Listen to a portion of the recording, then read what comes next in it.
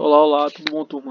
É, Estamos aí mais uma vez, né, nas nossas aulinhas à distância, mas hoje necessariamente não é nem uma discussão de aula, é mais uma abordagem necessária para a gente entender mais um pouquinho da história do nosso país. Mas continuando com a discussão, né? Dia 21 de abril é mais um feriado nacional, mais um dia onde tudo para, além da quarentena, que a gente já está passando, mas é um feriado classificado pelas pessoas como importante, né? Mas enfim, vamos tentar entender mais um pouquinho do que se trata o feriado do dia 21 de abril e tudo se relaciona ao assunto da Conjuração Mineira. E a gente vai entender melhor isso aí, tá? Geralmente vocês encontram esse conteúdo como Inconfidência Mineira. O termo Inconfidência está diretamente associado a um termo do século XVIII, tá? Para se referir mesmo de traição e tudo mais. A palavra conjuração ela tem um peso mais histórico, né? Porque aí a gente tem uma reunião de pessoas e tudo mais, a gente entende isso de uma maneira mais científica, para entender a discussão, tá? Então, do que se tratou a conjuração? A gente estava tendo um movimento emancipacionista que tentava desprender a região de Minas do poder português, baseado em ideias iluministas. Lembrem-se que o iluminismo ele tem aquela discussão de ser contra ao antigo regime, né, ao absolutismo, ser contrário, não totalmente contrário, aí tem algumas ressalvas na discussão, tá? De um movimento que não concordava com todas as ideias da igreja, em um movimento que buscava a razão e tudo mais. Então é importante a gente entender isso porque vai ser esse movimento que vai sustentar as ideias da Conjuração Mineira. Além de ideias republicanas, tentar transformar Minas Gerais em uma república. Tá? Mas aí a gente vai entendendo isso mais pra frente. Porque necessariamente o que acontecia? Brasil entre aspas aí, porque necessariamente nessa época a gente ainda estava falando de uma colônia de Portugal, ainda não era um estado independente, né? Então no século XVIII, como colônia, se tinha algumas obrigações, dentre elas pagar impostos. Dentre os vários impostos, Minas Gerais, por ser uma região muito rica por causa da extração de minério, tinha que pagar taxas ao Estado, ou melhor, pagar taxas à coroa portuguesa referente a essa produção de ouro. Dentre essas taxas a gente tinha um quinto. O quinto sempre era pago. O que seria a quinta parte mesmo do ouro coletado ali. Tá? E anualmente se tinha a derrama, que correspondia a 100 arrobas do ouro coletado ali anualmente. Então se faziam os cálculos. E no ano a gente tinha a derrama, que era esse processo aí para se coletar esse ouro e levar para Portugal. O que acontece? Na metade do século XVIII, houve um aumento considerável no rigor que se cobrava isso aí. Portugal estava passando por uma série de problemas. A capital tinha sido afetada, Lisboa tinha sido afetada por um terremoto, além de outros conflitos que o Estado português acabou passando e o Estado acabou ficando arrasado, né, o reino de Portugal. Então se precisava de recursos para repor essas problemáticas, ou melhor, tentar consertar. Onde é que vai se achar isso? Na colônia. Então a gente vai até lá, cobra isso aí, vai atrás disso para a gente tentar repor esses problemas. Só que o que acontece? Isso era uma ideia lá da metade do século XVIII. Mesmo com muita coisa resolvida, a cobrança ela continuou acontecendo. Ela não foi suspendida. Ou melhor, o rigor da cobrança ele continuou acontecendo. E isso acabou fazendo com que muitas pessoas que trabalhavam com a extração de minério ou donos de terra e tudo mais, acabaram se sentindo lesados por isso, aumentando mais ainda o sentimento de desgosto por parte das elites mineiras, que se sentiam meio que extorquidos, se eu posso usar essa palavra aqui, dentro do contexto, tá bem? E aí lá, mais pra frente, tá? Já nas últimas décadas do século, isso, o sentimento de separar, o sentimento de separação, de tentar buscar se livrar das amarras da coroa estava muito maior. A gente não tinha mais, ou melhor, para o período, aquele apego com a coroa já não existia tanto mais. Tanto que intelectuais, donos de terra, militares, como era o caso de Tiradentes, né, o alferes, de tentar se separar daquela imagem ali do Estado, existia. Se buscava um caminho, né? Então, grupos de elite começaram a se unir e tramar um plano para tentar quebrar esse laço. E aí a gente tem a estruturação da conjuração. Né? Aí vamos a alguns pontos aqui. A gente tinha um movimento que sustentava, como eu já falei anteriormente, ideias iluministas. Né? As pessoas que estavam dentro da conjuração divergiam com relação à escravidão, porque alguns eram donos de escravo. Então, muitos deles acreditavam na permanência, na manutenção da escravidão. Outros já tinham uma mente mais voltada para o abolicionismo, então aí a gente tinha uma divergência quanto a isso. Né?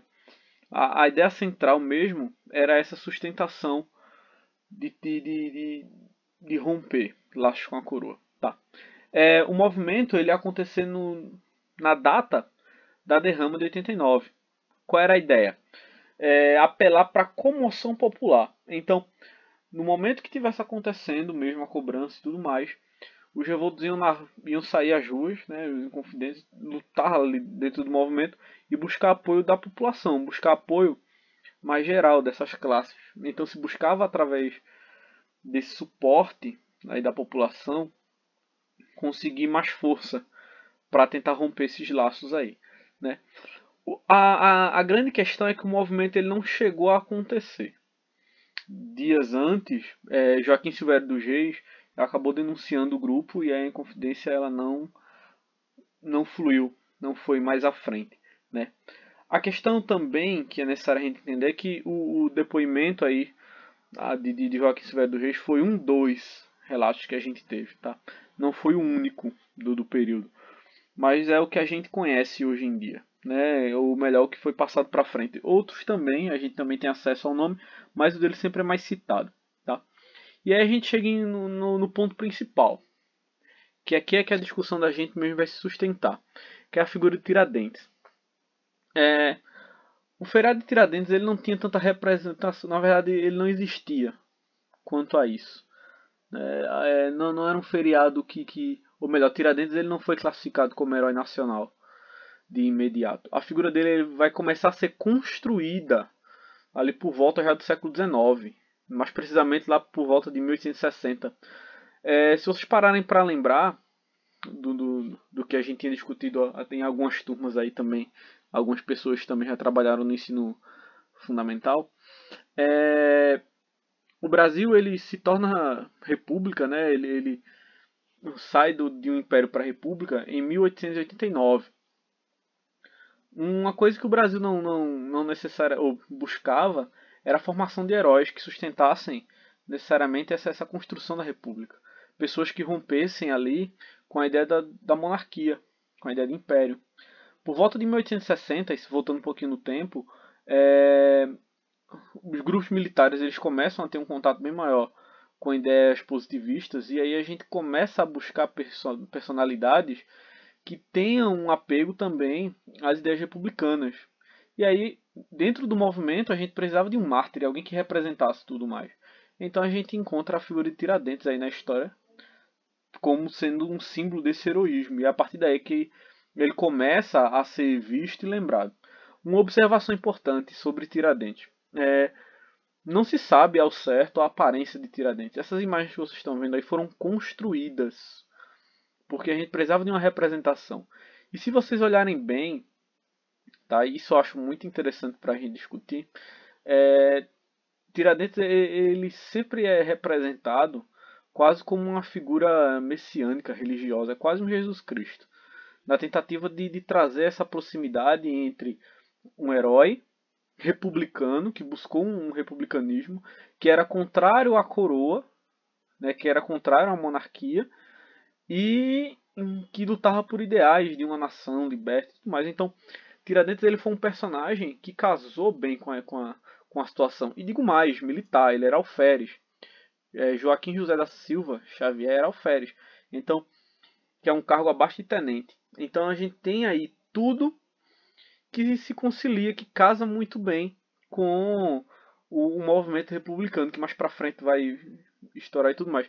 os movimentos militares também do período, tá? Lembrando que esse é outro ponto muito importante. Então lembrem, tá? A imagem de Tiradentes ela foi uma imagem construída. A gente não pode achar que essa é a verdadeira face dele e tudo mais. Foi uma coisa que foi montado meio que para suprir interesses, tá bem? Então é dessa maneira que as pessoas analisam. E não levem tão a fundo, tá? Mas é, lá por volta de 1789, depois que as pessoas foram todas presas, Tiradentes foi o único que foi morto, esquartejado e teve suas partes expostas em praça. A outra parte dos inconfidentes, das pessoas que participaram da Conjuração Mineira, ou foram exilados, tiveram penas diminuídas, tiveram perdão. E outra coisa que as pessoas às vezes falam, dizem que Tiradentes foi o único morto porque foi pobre. Isso é uma coisa que a historiografia já vem desconstruindo há um tempo, tá? Sabe-se que Tiradentes era dono de terra e tudo mais. Existem trabalhos até que dizem que ele era um dos mais ricos e que ele foi morto porque existia um interesse do Estado em ficar com as posses dele. Mas isso aí, enfim.